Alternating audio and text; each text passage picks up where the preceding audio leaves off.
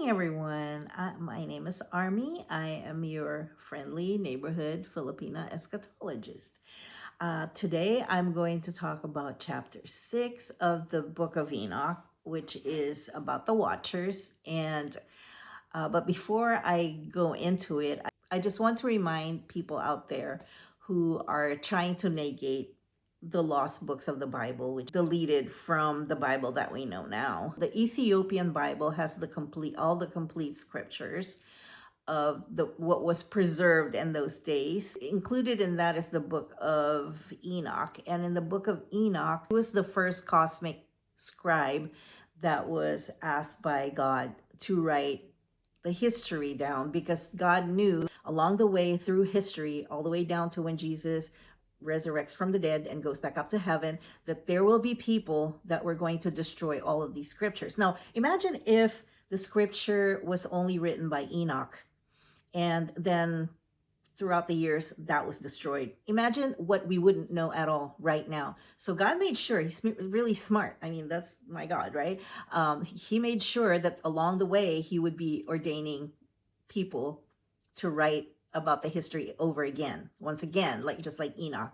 Now they are writing it according to the world that they see instead of the explanation in our time, because in our time, our technology and all of these things, the progress of humanity has happened. Like, even if we're writing something in our world today, we're going to be writing about airplanes and rocket ships and all that stuff. But like eons later, because of the technology being so advanced, that they're not going to be able to understand what we're looking at, and so a lot of people think that the Bible is all about symbolism. It's not. It's prophetic. It's more prophetic, and the history of humankind, how it began, was all written down in Enoch, the Book of Enoch. So because those books were hidden along the way, then we don't know anything about it anymore, right? But he had Moses. When he brought the 10 Commandments back down to earth, notice that he was like bright like the sun, like he covered himself because he was so bright that it'll kill the people that look at him. It's just like when you look at God in person, it'll kill you because of the brightness. To write again, rewrite the history again that Enoch was assigned to write, but they didn't know, maybe in those times, in Moses' time, they didn't know that the book was alive, that there's the scriptures that were there. I don't know, because I wasn't there, but for God to ask Moses to start over and write Genesis again, that just kind of reinforces that maybe the Book of Enoch that he wrote was not available in those days, right? If something somewhere hidden, maybe another person hid it or destroyed it or whatever. But obviously it has been recovered in the Dead Sea Scrolls, and the Ethiopian community all throughout history have preserved them. So now we have Isaiah having the dreams and writing everything down again. And then along the way, there's Daniel. Along the way, there's at the end, after God sent his only son to die on the cross and write about, notice that when God ordained John, when he was exiled in Patmos, John didn't start writing from Genesis. He started writing from what the angel showed him when he was taken up to heaven. Nothing about what happened before that. So just by that, it's like, it's kind of urgent now. Like, we're not going to start from scratch from the beginning. We're going to start from this point on, because everything that was that happened before that really is, it is history, and we have to know about it, like the Psalms, the Proverbs, the the story from Genesis and Exodus and how we came to this point. But the most important thing is, after Jesus died on the cross and gave us God gave us his only son to sacrifice for us and to save us, to provide salvation to us, The story of the book of Revelation starts there. It starts urgently to where God will be, punishing the world, and Jesus would come back as the King of Kings. But it would also end where the demons and the principalities and all the evil, Satan and all the fallen angels will be cast into the pit of fire. And also the people who turn their back on God will also be cast in the pit of fire. Chapter 6 begins when Semjaza, the leader of all of these fallen angels, the 200 fallen angels, had, he was trying to guilt trip everyone else. Like, look at all these women that are beautiful. We need to take them as our wives, right?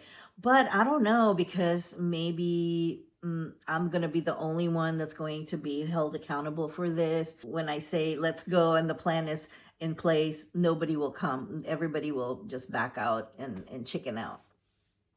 He was saying that because he wanted to make sure that there's going to be a pact between all of these 200 fallen angels. It's going to come with him. He wanted, misery loves company. So he wanted these angels to make a commitment with him. So they made an oath. Well, let's go do this. We'll do this, and we're with you. So they all took a pact, right? And guess where it happens? Mount Hermon, okay? Mount Hermon is where the beginning of evil started, the corruption, because evil was already there. People, Adam and Eve fell from grace, and every offspring that they had have become sinners, right? But this corruption with the angels is a totally different plan. Satan tempting Eve to eat of the forbidden fruit. In Mount Hermon, they made a pact. We're going to do this, okay? It's sealed, it's done. Guess where Jesus was crucified on? Mount Hermon. And what is the significance of that? Okay, the significance is his blood, and remember, his blood soaked into the whole entire surface of Mount Hermon, and which is covering the blood of the evilness, the corruption, the sins. It's so significant that he died and was crucified, and his blood flowed over, which covered the evil. Hello? We would never know this unless the Book of Enoch was revealed, right? We would never know this. It would just be like, okay, he died and blood spilled, yada, yada, right? No significance. But because we now know that this oath happened on Mount Hermon, where Jesus was crucified and his blood spilled over, where it covered the evilness. Mind blown, right? It's crazy. Insane. No, it's not insane. It's actually, this is what I mean when I say that the only explanation that could ever be is because God put it there. Okay. That's the only way. That's the only explanation that it could ever be, because God put it there. Let me just read you the names of the leaders. So there's 20 leaders that led, and each of them have 10, like the whole group of 10, right? So there's 20 times 10 is 200. But I want you to know the names of these leaders because it makes it real. If there's no names or indicators, anything like that, it doesn't feel real. But I want you to listen to their names, okay? The very top, tippy top leader is Semjaza. So we have Semjaza, their chief, Arakiba, Ramel, Kokabel, Tamiel, Ramiel, Danel, not to be confused with Daniel, Danel, Ezekiel, Barakijel, Asael, Armaros, Batarial, Ananiel, Zakiel, Samsapiel, Satarel, Turel, Jomjael, and Sariel. Those were the chiefs of the 200 angels, and the rest were with them. So that's where the chapter ends. It just names all those angels, and they're the fallen ones. So now you know, now you have the names. Now it makes things more real, okay? Because without names, without identifiers, we tend to just like let it roll off our shoulder, so to speak. The egregious things that they've done to humankind, that, and they corrupted it, taught them all of the secrets that otherwise would keep the human race pure.